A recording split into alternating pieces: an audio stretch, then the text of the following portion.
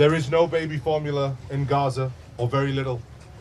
Women aren't able to lactate and breastfeed their children, and babies that are born are dying within a few days from starvation. This ship is carrying baby formula. This isn't enough baby formula for the whole of Gaza, but it is a message to the world that we will not stand and watch children die from a man-made famine.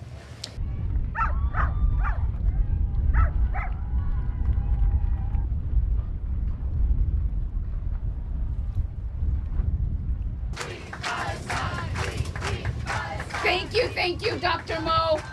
One last person I want to introduce to speak to you here is my brother from the United States.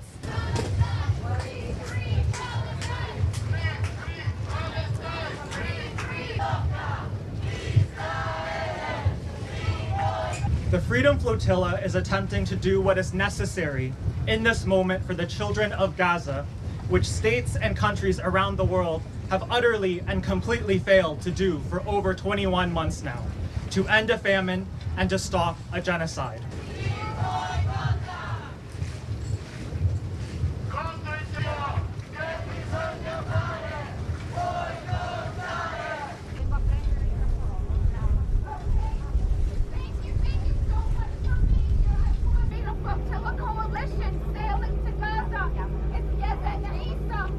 What I saw with my own eyes in the primary care clinics I worked at in central Rafah, where children were being subjected to forced starvation resulting in severe malnutrition and dehydration.